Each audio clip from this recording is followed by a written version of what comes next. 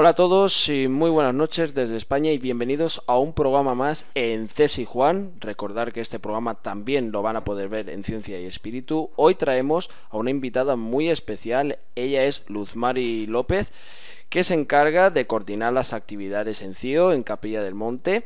Y damos también la bienvenida a Manuel Pitarch, colaborador, colocutor en Cesi Juan. Como siempre, una vez más, bienvenido Manuel, muy buenas noches. Hola Juan, buenas noches y buenas tardes para vosotros, para Luzmeri y para Edwin. Hola Edwin García desde México, Distrito Federal, nuevo colaborador, vas a ayudarnos de vez en cuando y eso es un aporte genial. Bienvenido, muy buenas noches desde acá, muy buenas tardes desde México. Muchas gracias, Juan. Manuel también, muchas gracias por tenerme aquí. Buenas tardes a tu invitada y bueno, desde el Distrito Federal, aquí en todo lo que podamos contribuir. Pues Gracias. gracias a ti, Edwin, y damos la bienvenida a la invitada especial de hoy. Ella es Luzmari López, que nos va a hablar de un caso muy especial, un caso que pasó a ser un fenómeno a nivel mundial, el caso de la huella del pajarillo. Luzmari López, bienvenida, muy buenas tardes desde Argentina, Capilla del Monte, Córdoba. Bienvenida. Muchísimas gracias, Juan, por la invitación. Me siento muy complacida de poder trasladarles a ustedes todo lo que se ha recopilado de información sobre este caso tan importante para la casuística OVNI y, por supuesto, encantadísima de conocer a Manuel allí en España y a Edwin en México. Linda propuesta esta que invita a copiarla porque es una forma del intercambio entre diferentes lugares, diferentes posiciones seguramente de la temática para nutrirnos en un tema tan controvertido, ¿no? Así que muchísimas gracias, Juan. Muchas gracias, Luzmari. Y bueno, podríamos empezar para que nos empieces a hablar de los hechos ocurridos en el Cerro del Pajarillo entre los años 1986, 1987 y 1988, que son 3 años muy importantes y además de que, bueno, hubieron muchas cosas muy extrañas y, bueno, háblanos sobre todo lo que investigó Jorge Suárez, etcétera, etcétera. Adelante. Bien, tema amplio porque cuando mencionamos el tema huella del pajarillo, casi lo podemos enmarcar entre el año 86 y a la fecha.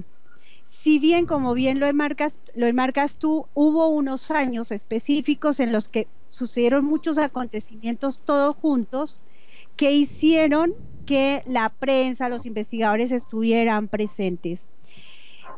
Año 86 era una noche de verano, 9 de enero, un aparato, una luz importante aparece sobre lo que le llaman la Sierra del Pajarillo, que queda a 7 kilómetros de Capilla del Monte y es una zona muy particular. Allí hay una zona erosionada que se llama Los Terrores, un paseo obligado para muchos turistas. Esta luz fue vista por un niño ese 9 de enero y al día siguiente una huella de 120 por 70 metros de diámetro, una especie de elíptica. De esto toma nota Jorge Suárez, que en el día 11 de enero, ya vamos al tercer día del acontecimiento, Jorge Suárez, como secretario de gobierno, en su despacho recibe una persona de allá de esa zona y le dice: secretario, se tiene que ir a mirar porque es algo extraño lo que se vio. Jorge Suárez va con las autoridades, el intendente, el consejo deliberante y un fotógrafo municipal a hacer el reconocimiento de los hechos.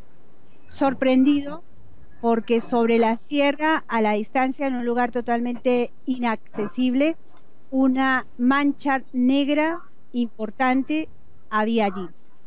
El niño relata que lo que vio fue una luz como en el centro, una luz roja y a los costados como luces fluorescentes, muchos colores, y vio un movimiento en donde primero estaba frente a su casita, luego se desplaza a la izquierda y luego hacia adelante, que es donde después se encuentra la huella. Esto trae por consecuencia... Suena como un ruido. Suena, Edwin, ¿puedes bajar un momento? Suena ruido de los coches Sí, de afuera, sí, sí. Suena como un sí, eco. ahí. Ahí ya parece que sí. A ver, sí, parece que sí. Continúa, Luz Mari, disculpa. Listo. Ese acontecimiento trajo por consecuencia prensa, investigadores entre el 86 y en adelante. O causalidad después de la controversia que se ha generado en la sociedad de Capilla del Monte, en el que le habían atribuido a Jorge Suárez que eso lo había hecho para promover turísticamente el lugar. En el año 87, agosto de ese año, se incendia toda la sierra, que es muy común por los incendios forestales en época de sequía. Agosto es ya cercana a la primavera, pleno invierno, seco todo, incendio forestal. Hubo un incendio forestal, pero el fuego no entró a la huella. Cuando la vegetación en ese lugar era igualita a la de cualquier donde hubo el incendio, por supuesto. Esto debe generar una controversia importante y a la cual para esta fecha sabemos que es el tema que menos se tiene en cuenta al momento de hacer el análisis si fue o no una realidad extraterrestre. Esto en un contexto sintético de todo lo que pasó.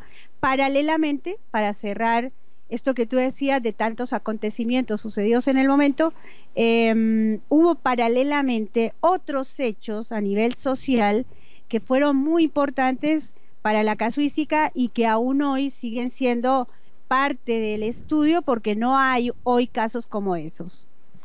Muy interesante. Bueno, vamos a dar paso a Manuel. Manuel, lo que has oído en estos momentos, si tú pudieses darnos una opinión, ¿qué podías comentar al respecto? ¿Qué te podías remitir exactamente? Bueno, yo creo que ese hecho que ella cuenta, sobre todo sobre Jorge, que en paz descanse, y sí, cierto, que a él le cambió un poco la vida, ¿no? Es decir, que él creo que era un poco escéptico en el tema y de repente pues se implicó muchísimo en toda la casuística ufológica y bueno, que tú también colaboras con él, pero quiere decir que le cambió la vida rotundamente, ¿no? Le dio un giro de 180 grados. Entonces, que nos contaras un poquito la historia de Jorge, ¿no? Que creo que es muy interesante dentro de lo que es el contexto. Sí, Manuel, bien lo dices tú y es un poco lo que él dijo en todas sus entrevistas. Hubo un antes y un después, no solo para Capilla del Monte, aunque el hecho no se sucedió en Capilla del Monte, el ejido municipal no llega a la zona del Pajarillo, pero también fue un antes y un después para Jorge Suárez. Él como secretario de gobierno tenía este tema, pero a las antípodas de su realidad. Él entendía que este tema estaba dentro de la ciencia ficción, películas, y hasta ahí llegaba. Ya ponerse frente a esta gran pelota negra, como dijo él, que alguien había tirado allí, fue sorprendente, fue para escuchar, fue para encontrarse con una cantidad de investigadores que vinieron en su momento, y vale mencionar que dentro de tantas, Jorge siempre hacía alusión a que él conoció toda, y esto de una forma no peyorativa, sí, como para sacar un poquito en el humor, conoció toda la fauna ufológica, porque ahí nacieron todos los ufólogos, tanto los serios como aquellos que son pseudo investigadores. Entonces, él tuvo una visión en su totalidad desde el contactismo, desde la investigación y desde la prensa. Eso en menos de 2 años, tanto que Pedro Romaniuk le dijo un día, uno de los investigadores más reconocidos en Argentina, le dice: Suárez, a pocos años de que pasara la huella del Pajarillo, él ahí acompañando a Jorge en una de las actividades, le dice: Jorge, pero a usted en menos de 2 años le hicieron un curso acelerado de la temática, porque él no tenía ni idea y sin embargo supo tomar toda esta temática y ponerla en su lugar. Sumado a que en el 87, cuando él lo llevan a ver que después de ese incendio el tapiz de la sierra en el lugar de la huella estaba intacto, Jorge siempre lo dijo: yo vi eso y me agarraba la cabeza, ¿qué pasó ahí? Porque el fuego no entró ahí. Y cuando fueron con un periodista de Radio Nacional, porque en eso vale también decir que Jorge Suárez no se la comía entera, él quería saber, y se fueron hasta allá. Cuando fueron a fue con un periodista de Radio Nacional y prendieron con un encendedor y la paja prendía. ¿Por qué el fuego no hizo eso? Esto dice mucho, bien decía Manuel, de lo que fue Jorge al haber sido introducido por el caso La Huella del Pajarillo en este tema, porque primero tuvo la honestidad con la temática, supo poner el tema dentro de un ámbito totalmente sensato. Le costó en gran parte su vida política porque las consecuencias fueron que el público buscaba a Jorge Suárez y el gobierno pensó que él estaba haciendo campaña política, error. Entonces ha sido sacado del ámbito político y le costó su familia porque obviamente, y esto lo sabemos muchos de los que estamos en este tema, que quienes estamos hablando de estos temas somos locos y que muy pocas veces la familia asume y acompaña, sino que te deja, te aliena y es válido, es entendible. Y esto le sucedió a Jorge Suárez. Así que bien relatabas tú, para él fue un antes y un después, y en medio de estos acontecimientos de La Huella del Pajarillo, pasó una vidente que le dijo: vengo a marcar 2 personas en Capilla del Monte. Era él y otra persona. Y le dijo: tú tienes una misión muy importante que hacer. Jorge le preguntó: ¿y cuál es esa misión? Y ella le dijo: usted solo tiene que saber descubrirla. Suárez, yo lo conocí 6 años después, y Suárez en esos desayunos de tertulia que hacíamos en conocernos, yo encontré que él estaba encontrando su misión. Y bueno, al poco tiempo abrimos lo que es el Centro de Informes OVNI y desarrollamos una tarea de docencia en esta temática basado en este contexto, ¿no?, en el que vivió Jorge Suárez por esos años. Manuel, ¿quieres decir algo más antes de la paso a Edwin? Sí, una pregunta más sobre a Jorge. Si Jorge ya, al cabo de los años, él también tuvo avistamientos o tuvo alguna, aparte de ver La Huella del Pajarillo y toda la repercusión que llevó y bueno, el programa de difusión que hacéis con la radio y tal, ¿él tuvo también algún tipo de contacto visual con estos seres? Sí, ¿no? Porque es que normalmente siempre que hacemos entrevistas solemos encontrarnos que el propio investigador ha tenido experiencias y por eso se ha puesto en este mundo. Entonces por eso quería preguntar si Jorge también había tenido alguna experiencia. Fantástico, Manuel. Tú sabes que si algo que vivió Suárez hasta el año 90 fue la negación al avistamiento. Cuando a él lo invitaban a visitar, a ir a mirar el cielo, no veían nada. En el año 90 aparece el evento que fue escrito, está escrito en el libro Luces sobre el Uritorco, que escribió él, que se llama El Contacto Programado. Vienen 2 personas de Buenos Aires, uno de ellos es sensitivo, así le llaman, aquellos que tienen la posibilidad de recibir ciertos datos. José Osemani le dice a Jorge Suárez que recién se conocían en esa temporada de verano y le dice: Jorge, acabo de recibir esta información, tenemos que ir a tal lugar, a tal hora, y en el tal rumbo va a aparecer la nave, vienen a hablar con nosotros. Jorge Suárez, escéptico porque ya venía de muchísimas veces salir al campo y no ver nada, le dice: sí, anda vos. Entonces le dice José: no es para nosotros, es para vos. Entonces le dice Jorge: ¿cómo para mí? Le dice: no, es que la cita no nos la dieron a nosotros, es a usted que tiene que ir allá. Entonces Jorge dice, lo contaba así: yo fui después de saber que muchas noches había pasado buscando, esperando ver algo, y fueron más las picaciones de mosquitos que otra cosa había conseguido. Y fue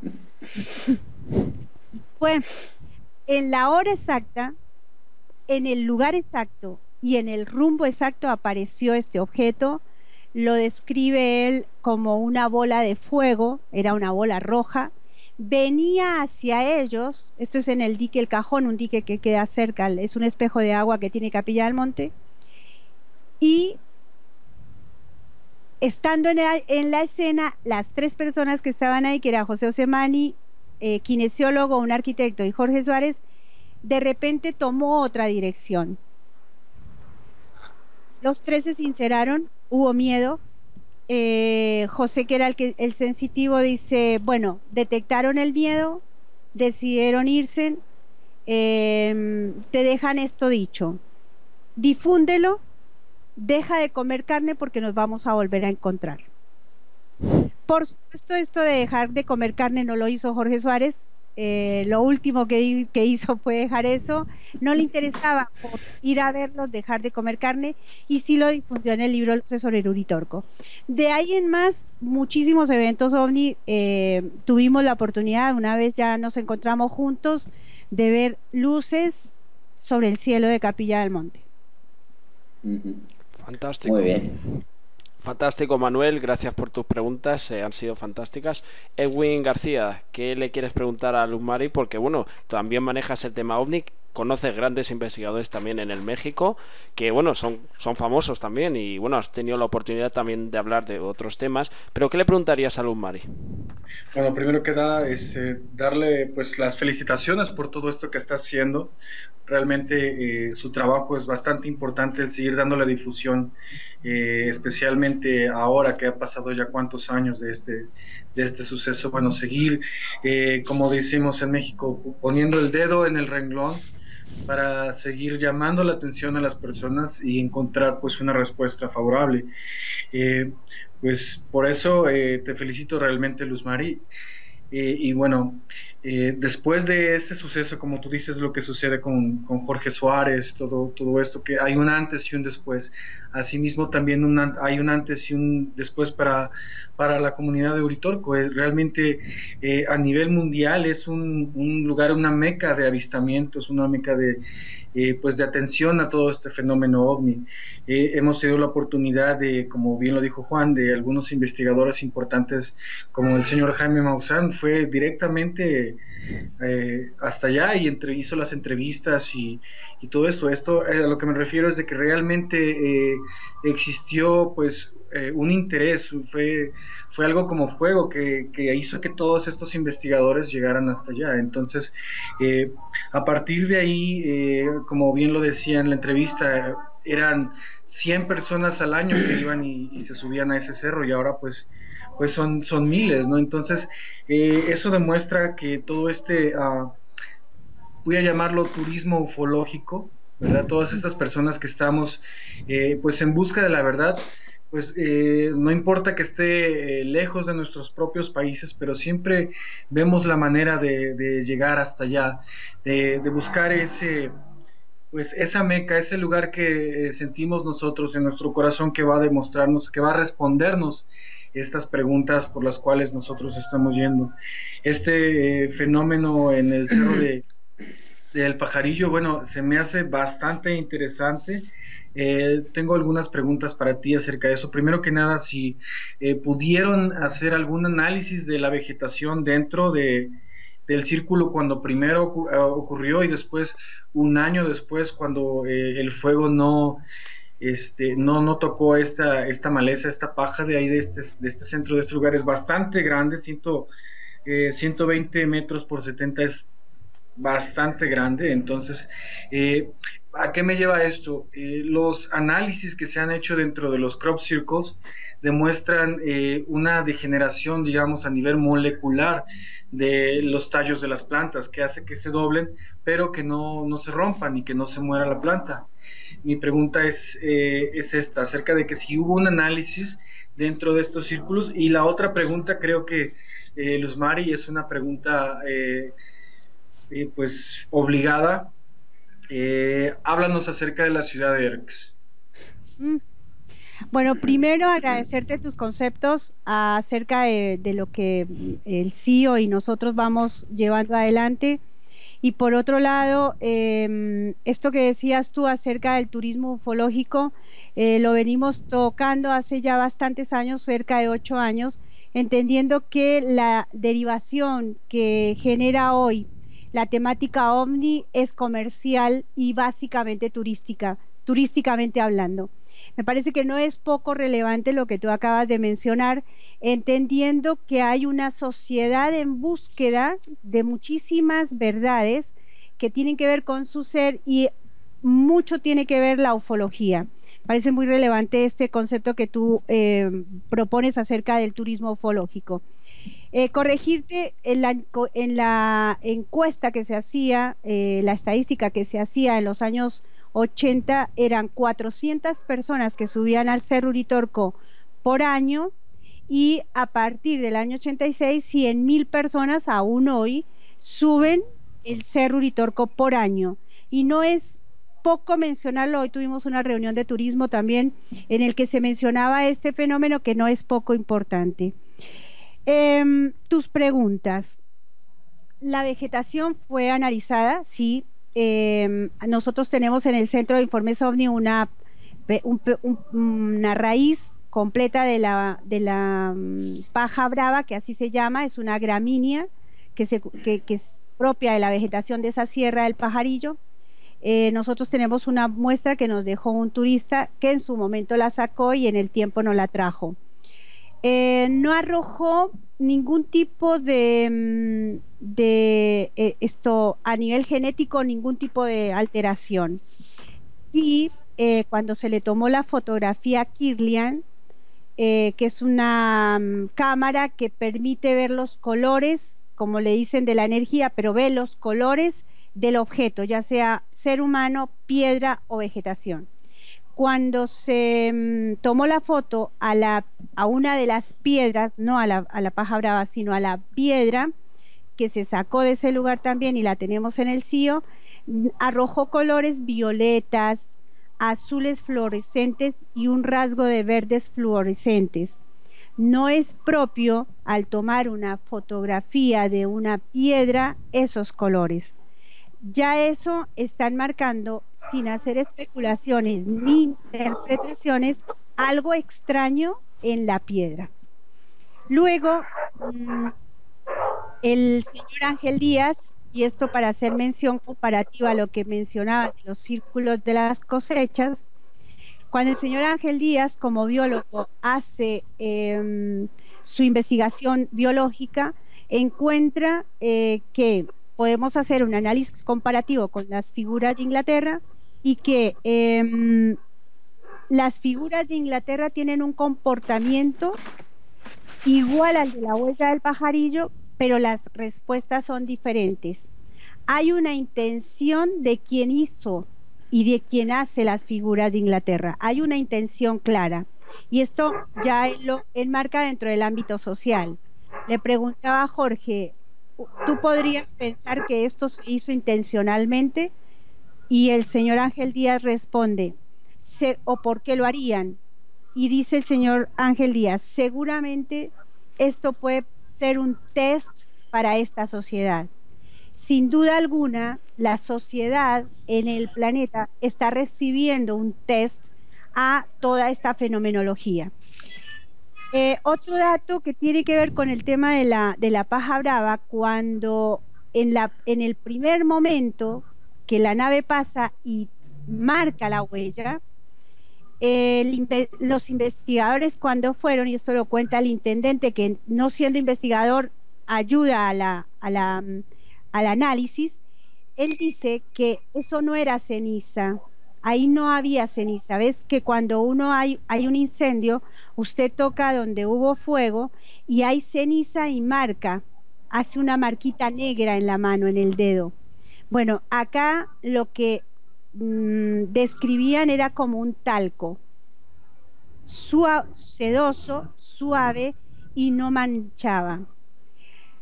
Otro dato, esto simplemente no se puede explicar. Científicamente nadie ha dado respuestas a qué puede ser eso. Pero sí son datos a la rareza que se queda para seguirlo analizando. Por eso el caso La Huella del Pajarillo no terminó ahí. Aún hay mucho que podemos sacarle en respuesta, seguramente.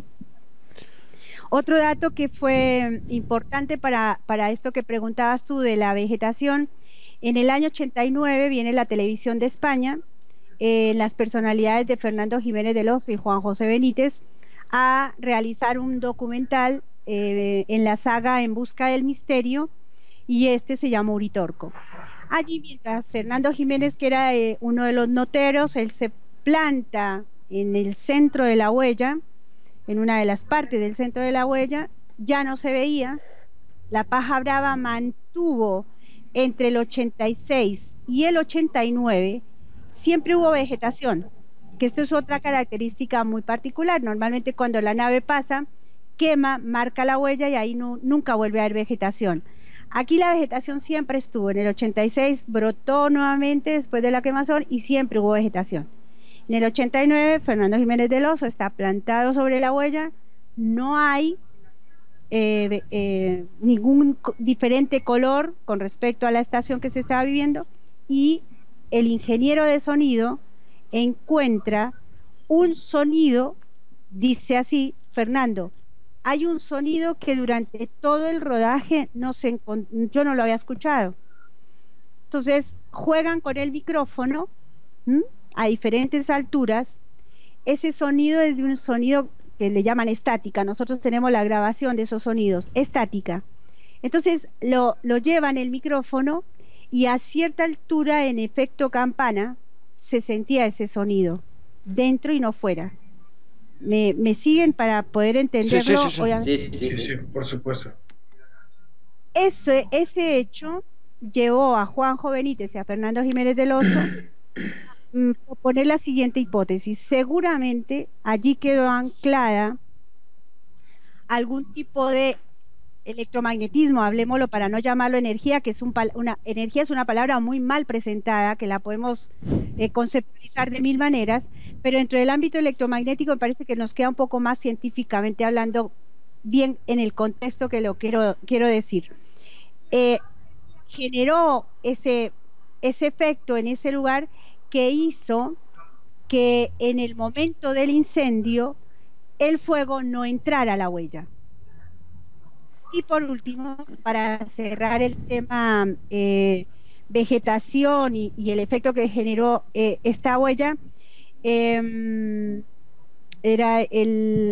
falta uno y ahora se me pasó. Bueno, lo dejo ahí, pero hay un contexto que, si me acuerdo, seguramente se los hago llegar, que también es importante tenerlo en cuenta dentro de lo que fue el fenómeno de la paja brava o de la vegetación de ese lugar. Me habías hecho la pregunta de la ciudad de Arx. Bueno, es un tema súper vidrioso para el Centro de Informes OVNI. Es un tema que en el contexto histórico aún no tenemos los datos suficientes para aseverar que existe esa ciudad. Los dichos del profesor Terrera, uno de los antropólogos, sociólogos, politólogos de Argentina, estudioso de las culturas indígenas, historiador, nos deja dos discursos, y el más fuerte, que fue en el que más nos acompañamos, lo tomamos como referentes, cuando él dice: si esta ciudad existe, estaría en un ámbito mitológico y aún no hay una comprobación real del mismo. Y otro aspecto, y esto lo digo con todo respeto a quienes hablan de esta ciudad, porque nos la dibujan en un ámbito totalmente en otra dimensión, y les cuento una anécdota. Yo llegué hace 20 años. A mí la ciudad de Erx me la dibujaron, diferentes espacios espirituales de la zona, me la dibujaron bajo el Cerro Uritorco, después arriba del Cerro Uritorco, después me la pusieron en Los Terrones, que es la zona posterior del Cerro Uritorco, después me la llevaron a Las Gemelas porque el Cerro Uritorco tenía mala energía, y la última etapa me la llevaron a San Marcos. Me parece que y el otro tema, hay una línea de discurso que se tiene en la temática, lejos de la investigación, en la que enmarca la ciudad de Erx dentro del ámbito intraterreno. Dos cosas muy diferentes, y en el cual, y ahí sí cierro yo mi reflexión, en las cuales me parece que aún hay mucho para leer sobre esta ciudad de Erx. Tienen que tener en cuenta cuáles son los actores de ese momento, que fueron apenas de ese momento. No hay un actor de la ciudad Hearst milenario, sino es de ese 83 al 87. Y enmarcar a priori una ciudad dimensional, interdimensional, como intraterrena, desconociendo que hay una vida subterránea e intraterrena, me parece que hay que tener cuidado con esos conceptos, ¿no? Para no mezclarlos y no confundir.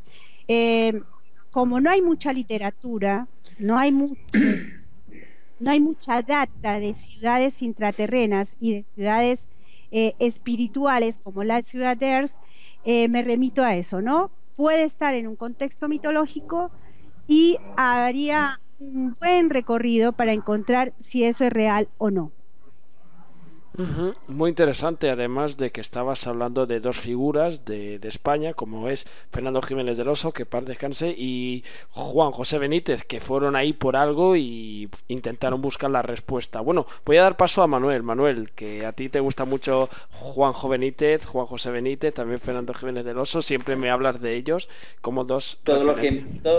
Todos los Sí. que investigan y están en esos temas, pues es interesante, que decir, Claro. nos enganchamos unos a otros y gracias a Dios a internet, pues podemos ver esos maravillosos reportajes que hacemos unos y otros, y entonces vas cogiendo lo que también sabes separar la paja del trigo, porque hay mucha paja y poco trigo, pero hay que saber separar una cosa con otra, y bueno, así vamos cogiendo nuestras propias experiencias, ¿no? Pero yo, más que hablar de estos dos cracks de españoles, yo hablaría de todos los congresos que habéis hecho vosotros, que habéis hecho 17 congresos allí en Argentina y otros tantos en Bogotá, si no tengo mal entendido, de toda la experiencia de toda esta gente contactada y de investigadores, ese pozo que os ha dejado a vosotros, ¿no? Y pues, bueno, ahora estoy hablando contigo, Luz Mari, pues que nos contaras un poco la experiencia personal tuya de todos estos temas y de la gente que has conocido y que has visto que unos, pues la verdad es que sí que te cuentan unas verdades que entran muy dentro de uno, y otros, claro, pues que cuentan sus verdades, pero que a veces se divaga un poco con lo que hablábamos ahora de las ciudades intraterrenas y tal, que entonces te quedas un poco más perdido. Yo me gustaría tu opinión sobre la gente que has conocido, tan interesante, de todas las entrevistas que has hecho, y que nos contabas un poquito lo que más te ha impresionado de todo eso. No sé si me he explicado bien, pero siempre queda algo alguien que te impresiona más. Sí, exacto. Totalmente.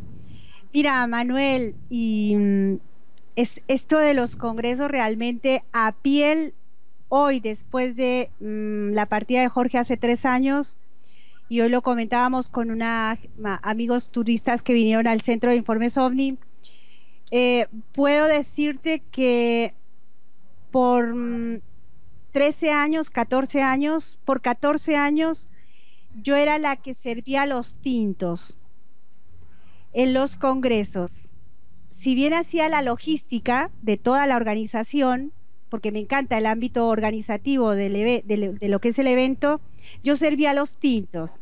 Entonces servir el tinto era escuchar los rumores, las locuras, la parte humana de cada investigador, y a la vez las broncas porque no llegaba el vuelo a tiempo, porque el hotel era una porquería. Bueno, así que desde ese lado, y después en el tiempo, en esos 14 años, poder estar escuchando alguna franja de las conferencias, era el nutrirme impresionantemente de todo lo que es el tema, porque el tema OVNI como tal no es solamente el dato, es también quién lo dice, cómo lo dice y en dónde lo dice. No es lo mismo en el pasillo del Congreso que allá paradito en la conferencia y sentado tomándose una cerveza a las 2 de la mañana porque nos vamos a ver ovnis. Todo ese es el contexto de un congreso internacional del estilo que hacemos nosotros, porque nuestros congresos traemos al investigador, lo tenemos la semana entera, tomamos cerveza, es el hombre que tiene corbata y no lo puedes tocar, Y es el hombre o la persona, porque hay mujeres también, que se van y hablan con la gente y la pasan delicioso. Y nos vamos a ver ovnis y no vemos ovnis, pero pasamos una noche espectacular. Ese diseño de congreso nos permite entender que la temática ovni es humana, que el astronauta Brian Oleari, que estuvo en uno de nuestros eventos, estuvo sentado en un restaurante y que nosotros teníamos la pena de que teníamos 50 oyentes para su conferencia, mientras que en La Techada, que es una de las calles más visitadas de Capilla del Monte, se estaba jugando al buscar el tesoro con artistas argentinos. Y habían ignorado por completo la presencia del astronauta Brian Oleari. Ese es el efecto social, ese es el planeta que vivimos y que nos merece una reflexión muy profunda en qué planeta estamos viviendo.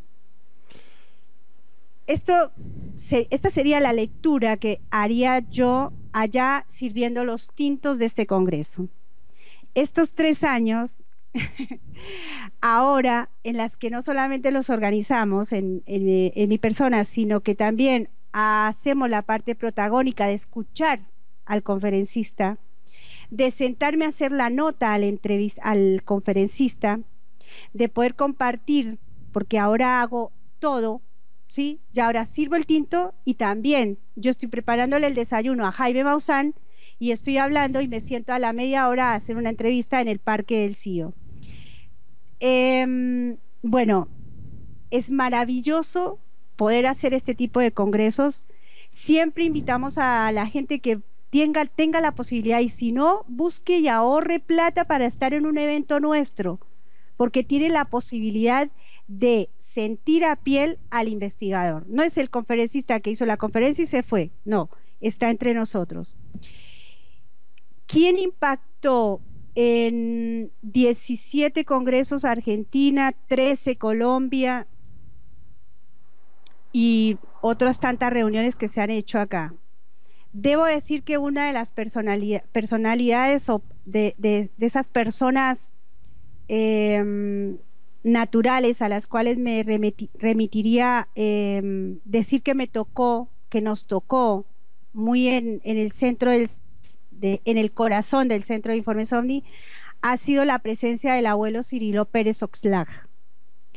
El abuelo Cirilo Pérez Oxlack, abuelo maya, presidente intercontinental de indígenas mayas, autoridad plena del ancestro planetario, no de los mayas. En el encuentro que hicimos en el 2000 en el Hotel Bogotá Plaza, nos desmitificó la cultura maya. Nos enseñó que no hay intérpretes de culturas ancestrales, que los únicos que tienen la voz y el conocimiento son ellos. Nosotros no tenemos ninguna autoridad de hacer una interpretación de nada de lo que hay allá adentro. Y el abuelo maya nos dejó clara la séptima profecía, que en el 2000 ya sabíamos que no tenía nada que ver con el 2012. Y nos dejó claro que este poder planetario de este planeta sabe, y por eso marca el 2012, y va a haber 2026 y va a haber 2050, fin del mundo. No existe eso. Solo el Padre lo sabe, dijo el abuelo maya. Otro personaje importantísimo, sin desmerecer a cada uno de los que han pasado, porque han sido más de 130, pero no desmerecemos a ninguno. Obviamente que hay contextos que hacen al poder remitirme a un nombre específico, ¿no? Debo nombrar al astronauta Brian Oleari, participante de todas las misiones a Marte. No salió del planeta, pero estuvo en todas las misiones de Marte. Un hombre que entendió que dentro de su país no podía hablar porque igualmente lo iban a echar, prefirió salir antes. Y un hombre que entendió que más allá de la realidad extraterrestre, más allá de la ciencia humana y más allá de la tecnología barata que nos venden todos los días, es urgente que el ser humano tenga en cuenta que la energía libre que nos presentó el científico Nikola Tesla es la base de la verdadera libertad de este planeta. porque cuando tengamos el verdadero concepto y contexto de la energía libre, que está lejos de la que nos están vendiendo en los discursos baratos de los oradores de este tiempo, vamos a entender lo que Nikola Tesla soñó: ver este planeta iluminado y sin pagar un peso. Voy con 2. Tercero, la presencia del señor Jaime Maussan, un difusor de la temática, luchador, controvertido como tantos, negociante como muchos, y está en su derecho, pero es una persona que ha hecho todo lo posible para que la temática esté puesta en las redes sociales, que no es fácil, que no está fácil que el tema esté puesto en el debate como sea.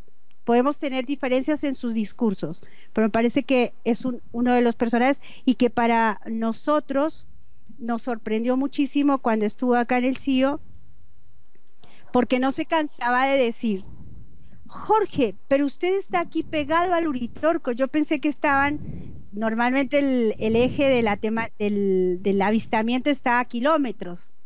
Nuestra casita está, el CIO está a la base del Cerro Uritorco. Eso lo asombró mucho, porque normalmente nos tenemos que desplazar al lugar del avistamiento. No, nosotros abrimos la ventana y ahí están. En resumido, podría decir muchos más. La ufología del año pasado, lo que presentó la ufología argentina fue una proyección a la verdadera vanguardia de la temática OVNI. El contexto argentino que presentó en el 17 Congreso Internacional de Ovnilogía nos muestra que podemos salir de la fenomenología, que podemos entrar en lo que es el contexto humano y espiritual en el mejor concepto de la temática. Entiendo que hay mucho todavía para caminar en esto de los congresos, y seguramente se me escapan algunos nombres, pero bueno, estos referentes me parecen importantes. Sí, la verdad que, bueno, también está Alfred Webre, Laura Magdalena Eisenhower, Andrew Basiago, que los has tenido ahí. Bueno, has tenido invitados estrellas, ¿no?, del mundo del misterio. Y bueno, entre otros muchos, se puede hablar de muchos, ¿no?, entre Maussan y compañía. Pero me gustan estos congresos, y aparte están muy bien planteados, ¿no? Y creo que es bueno que también estén online. Eso es súper importante, incluso con traductor, que lo tenéis de inglés a español. Pero le voy a dar paso a Edwin. Edwin, ¿qué le quieres preguntar a Luz María al respecto? Porque, bueno, estamos hablando aquí de los congresos, y, bueno, gracias, Manuel, por plantear esta pregunta, que está bastante bien. Adelante, Edwin. Sí, por supuesto, pues, Luz Mari, tantas cosas que suceden, ¿no? Es bien, como tú lo dices, es muy difícil estos temas, que si están en un solo lugar, que si son ciudades extraterrenas. Yo regresando a este tema un poco, precisamente porque, bueno, hay muchos antecedentes en otros lugares donde tenemos la historia de los nativos, la historia de la gente que ha vivido ahí por muchos años, etcétera. Lo de esta ciudad de Erx, bueno, con el señor Alfredo Terrera, con el señor Pedro Romaniuk, todos ellos, se empezó pues como a difundir, ¿no? Sé que son lugares que podrían ser intraterrenos, podrían ser dimensionales, hay muchos. Es un tema bastante escabroso, ¿no? Igual sucede en el Monte Shasta, igual sucede aquí mismo en México, en el Popocatépetl, que si hay una ciudad, que si hay una base, que si hay todo eso. A lo que me refiero es, y mi pregunta, ¿por qué crees que haya sucedido ahí? Muy buena pregunta. Muy buena pregunta, porque, a ver, ¿por qué sucedió el caso de la huella del pajarillo? Entiendo que me preguntas eso. ¿Por qué Capilla toma este lugar mediático al tema OVNI? ¿Es así la pregunta? Sí, así es. Porque bien lo haces notar, Capilla del Monte, una vez aparece la huella del pajarillo, comienza a ser mirada por la parte mediática, ¿no? Porque no hay una huella de este tamaño en el planeta y con todas las características que tuvo. Ahora, si empezamos a hacer historia, en la cual nosotros, si hago un paréntesis acá, es urgente que tengamos en cuenta la historia en cada aspecto de nuestros días. Tú mencionabas la parte ancestral y no la podemos abandonar. No porque no tiene que ver con los ovnis, porque sí tiene y mucho que ver con los ovnis. Solo que no nos lo han contado como debe ser. Exacto. En el año 86, cuando se sucede este caso, estaba entrando un llamadito, ya lo corté. Sí, no pasa En el nada. mismo momento en que estaba sucediéndose el caso en el año 86, la huella del pajarillo, estaba apareciendo en escena en la historia de Ernst. Año 83-87, más o menos fue contemporáneo con el caso La huella del pajarillo. En esos momentos, el antropólogo Alfredo Terrera hacía parte de un grupo de profesores de la Universidad de Córdoba. Uno de los profesores, porque el profesor Terrera era más jovencito, el profesor Ulises era el profesor mayor, y él había estado en el Tíbet y él había recibido muchísima información de la zona. Esto sucedió en los años 30, en los años 34 al 40 sucedieron muchas cosas también, histórico, estudiado por profesores de la Universidad de Córdoba. Allí encontraron que Uritorco, no Capilla del Monte, Uritorco, era conocida hace 12.000 años atrás por una sociedad de la cual muchos está hablando ahora y van a hablar y mucho, que es la cultura hiperbórea, esta civilización que vivió hace 12.000 años en lo que textualmente dice el profesor Terrera, en la vieja Europa, no la Europa que conocemos ahora. Allí vivía una civilización que se llamaba la hiperbórea. Los hiperbóreos, los dioses, y yo suelo decir dioses igual ET, los dioses de los hiperbóreos mandaron al dios Botán, dios igual ET, a un ser de afuera, a manufacturar una pieza megalítica que le llamaron el bastón para los comechingones. ¿Cómo es posible que en la mitología alguien hablara de un bastón para una cultura que iba a existir 12.000 años después? Esto tiene explicaciones que tenemos que remitirnos a lo que ya está escrito en diferentes culturas ancestrales. Esa pieza megalítica o ese tema hubiera podido quedar en la mitología si no se hubiera encontrado la pieza. La pieza se encontró aguas arriba del río Calabalumba, en la cuesta justamente del Uritorco. Quienes conocen la zona saben que el Uritorco lo separa un río de lo que es la Sierra de las Gemelas.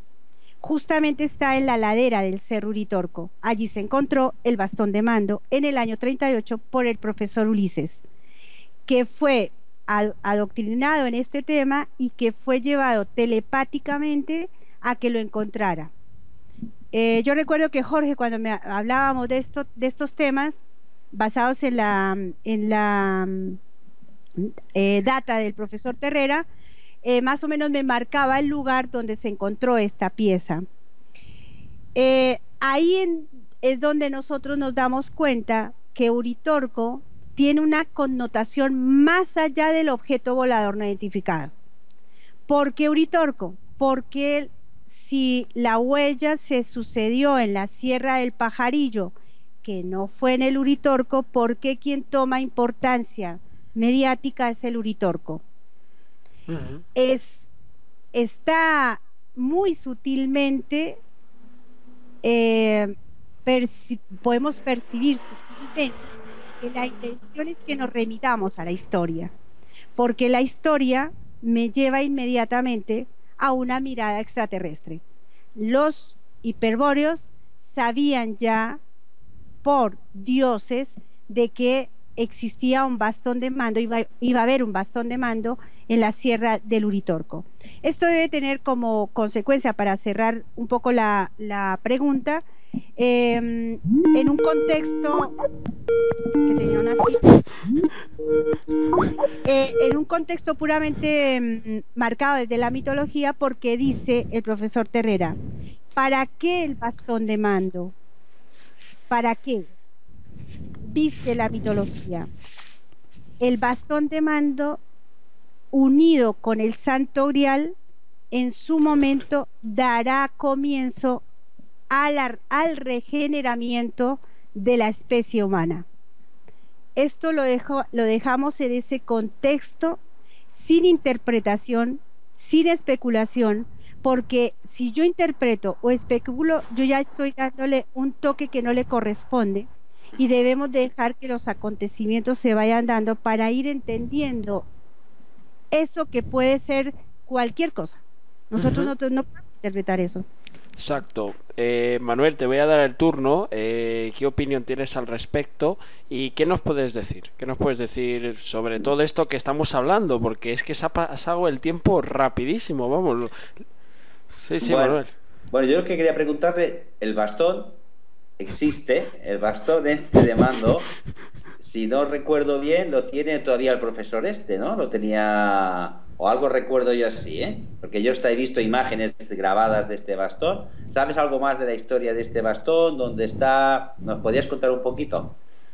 Sí, tú sabes, Manuel y Juan y Henry, no. Edwin.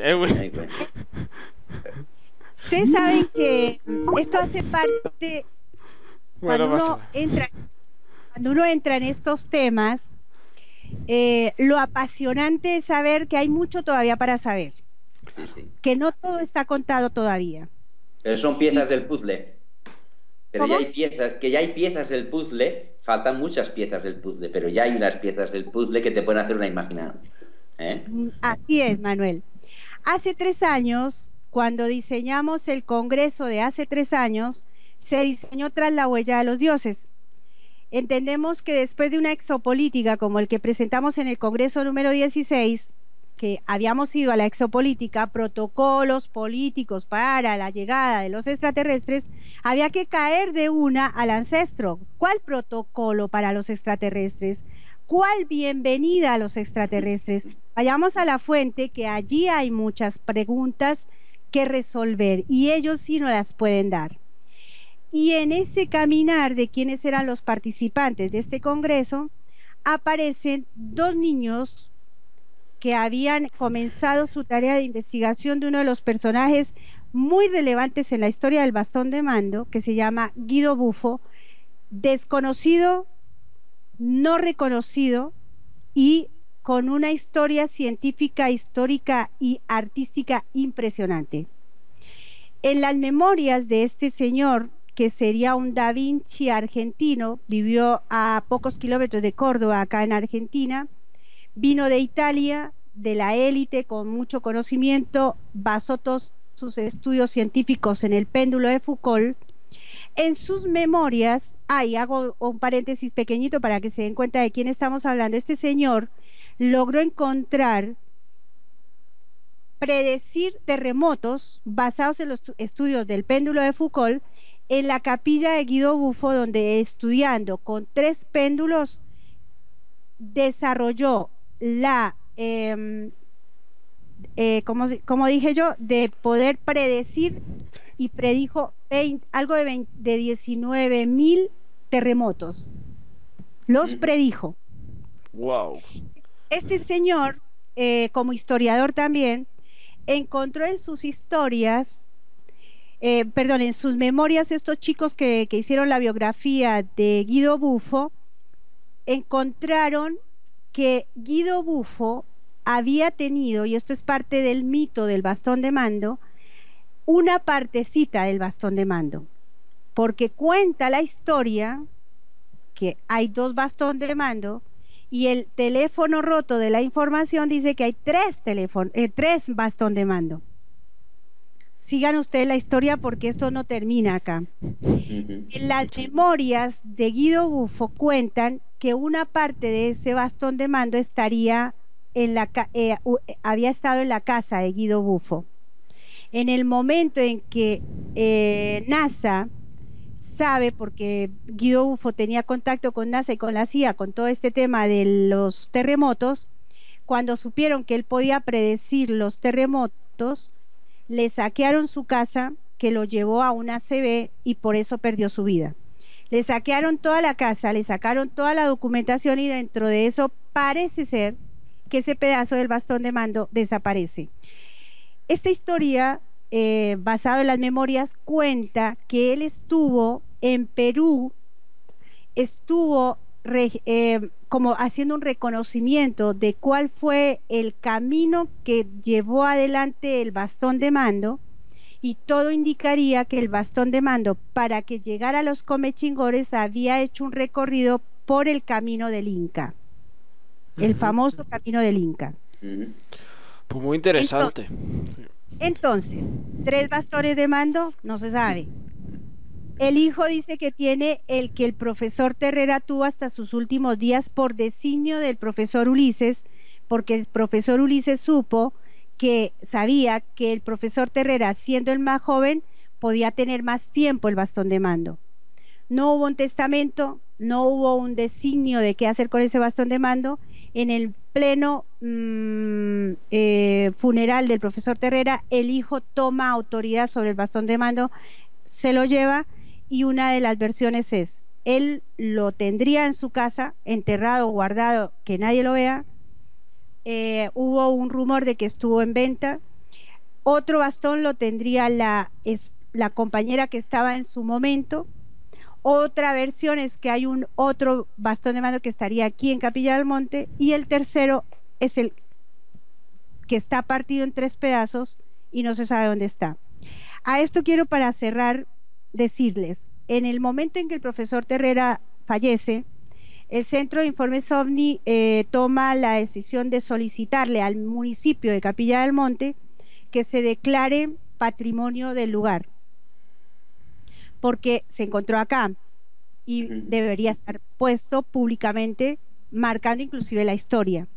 El decreto fue realizado, está encajonado, y hasta que no se ejecute, obviamente eso podría dar más luces al verdadero bastón de mando, porque ustedes saben muy bien que hoy científicamente se puede datar, se puede encontrar realmente cuál es el verdadero bastón de mando.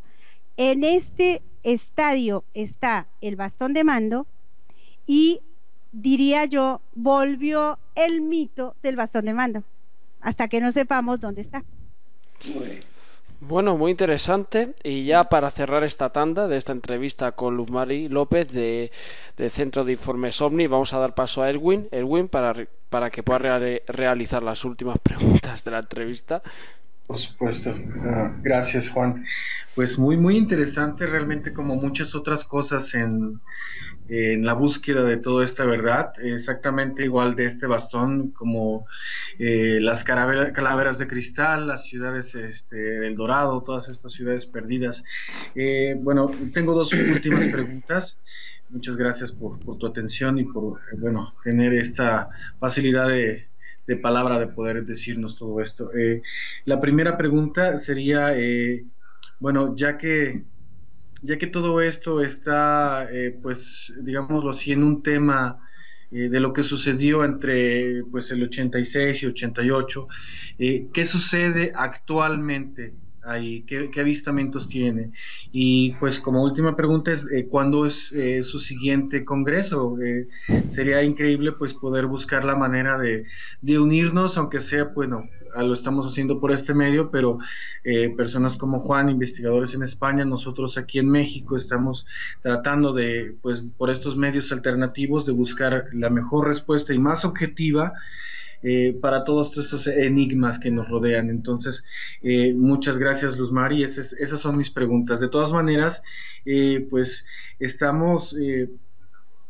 haremos, si tú así te parece, pues la unión del Centro de Informes OVNI con los grupos que tenemos aquí en México, como Abducción Extraterrestre, Skywatchers, todos los demás, que obviamente me imagino que ya eres parte de ellos, pero bueno, nosotros apenas estamos comenzando en esta lucha, pero te felicito por tu valor de sacar todo esto al aire. Uy, Ustedes me dejan sin palabras. Quiero responder la pregunta y después remitirme a los comentarios finales. ¿Qué pasa con Capilla del Monte? Capilla del Monte y Uritorco sigue siendo una meca de la temática mundial. Seguirá siendo un punto atractivo para cuando hace un encuentro de este estilo o un congreso de este estilo, todos quieren venir y tenemos un gran listado que hace parte de la agenda de hace 8 o 10 años atrás, porque la cantidad de investigadores como Enrique de Vicente, como José Camacho y como otros tantos que todavía no han podido llegar, ha sido simplemente por recursos. Eso hace que Capilla del Monte, turísticamente hablando, esté bien mirada, pero debo decir que ese test del cual hablaba el señor Ángel Díaz, para esta sociedad no está todavía cerrado. La municipalidad y las entidades gubernamentales encargados de dirigir los recursos propios de la sociedad de Capilla del Monte, me parece que aún tienen un camino largo que recorrer para tomar ciertos derroteros a un tema que ha avanzado y mucho en una ciudad como esta. Capilla del Monte tiene año a año, cada vez más, una temporada baja que está desapareciendo porque hay muchos turistas que vienen todo el tiempo, y una temporada alta que se va diseminando porque justamente no hay unos servicios turísticos suficientes para abastecer tantísima gente que viene. Entonces, hay mucho por caminar. Capilla del Monte seguirá siendo, y ya dicen por ahí, el que adquiere fama, échate a dormir, ¿no? Ya la tenemos, simplemente hay que direccionar todo este capital que nos ha dejado la huella del pajarillo y la temática en sí. Y esto lleva para la pregunta que me hacías de cuándo y cómo el siguiente congreso. Realizar estos eventos simplemente en la logística se hace difícil por los recursos propios que se necesitan a un tema que no es negocio, porque nuestra tarea es de servicio, y que eso hace que un inversor no mire para acá, pero los invitamos, ya que sé que este programa o esta entrevista la van a escuchar mucha gente, que si hay algún inversor que tenga ganas, no lo piense dos veces, porque el proyecto CIO tiene como intención hacer congresos internacionales no solo en Capilla y en Bogotá, como lo estamos haciendo, sino poder ir con este congreso a diferentes lugares. México está en lista, Caracas, está lista Barcelona, está lista Miami, porque sabemos que el producto es muy bueno, ¿no? Nuestro próximo encuentro, Colombia, 3, 4, 5, 6 y 7 de junio. Estamos a puertas de este encuentro. Y el congreso en noviembre, el primer fin de semana de noviembre, con el contexto de este congreso internacional es OVNIS, la gran programación. Sí, buen contexto, ¿eh? Creo que ahí lo has dicho todo, sí. Ese está basado en el libro de Jorge Suárez. Nosotros estábamos haciendo los eventos en homenaje a Jorge Suárez, y este año no le hacemos el homenaje a Jorge Suárez. O sea, no vamos a decir Congreso homenaje a, no, Congreso Internacional de Ovnilogía hacia OVNIS, la gran programación. Existe un GPS planetario que ha dirigido los destinos de este planeta. No debemos descuidar que hay un GPS cósmico que no dirige ningún destino nuestro, que ese GPS está incorporado en cada ser humano y está en el lugar exacto, en el momento exacto para que lo pongan a trabajar. En ese contexto vamos a desarrollar el 2015 encuentro en Colombia, congreso en Argentina. Yo estoy muy agradecida por este espacio, a Edwin por las preguntas tan exactas para el desarrollo de un tema que, naciendo desde Capilla del Monte para el mundo, entendemos, podemos dar luces a una cantidad de discursos que por este tiempo en este planeta se están manipulando.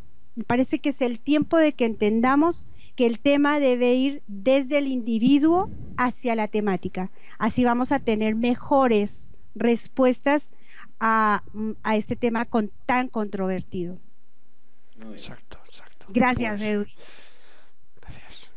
Pues bueno, ya casi para cerrar esta entrevista que ha sido muy interesante, Manuel, ¿quieres decir algo o ya has cerrado todas tus conclusiones en general? Solo queda despedirnos y bueno, que es un placer estar con ella, que nos ha explicado muy bien la temática, que estaríamos horas escuchándola porque tiene fundamento, lleva muchos congresos y muchos programas de radio y de televisión, o sea que nos podía estar explicando mucho y eso ya eres tú, que la quedes con ella para hacer un segundo programa y bueno, pues seguir contando cosas para que la audiencia sepa cada día más y nosotros también, ¿eh? Y un placer conocerte en persona, porque escucharte ya te escucho por la radio, pero bueno, que conocerte en persona pues es mucho más agradable, ¿eh? Ay, Manuel, muchísimas gracias. Debo de pronto sumar a estas palabras tan bonitas que no le hacen a la persona, sino le hacen al contexto en el cual uno va trabajando, ¿no? Porque nosotros vamos dándole protagonismo a la temática. Decirte, Manuel, porque Edwin lo dijo también en el final, me parece que no puede quedar en el aire. Está bueno que podamos lograr, y es la intención, y desde ya los invitamos a que podamos hacer esto mismo que acabamos de hacer, lo podamos hacer en nuestro programa de radio, para poderlo, inclusive en ese programa ahora nuevo de Google que se llama Hangout. Para que podamos hacer este interview, esta interrelación de pensamientos. Pero quiero decirles que en los 2 encuentros que vamos a hacer a nivel internacional, con el cual vamos a hacer un previo, ahora el 2 de mayo, con un seminario que se llama Espiritualidad y OVNIs. La espiritualidad y los OVNIs lo vamos a desarrollar aquí en Argentina, en Capilla del Monte. Los invitamos a que puedan estar presentes. Sí lo vamos a hacer online. Vamos a hacer un fogueo, a ver de qué manera nos sale.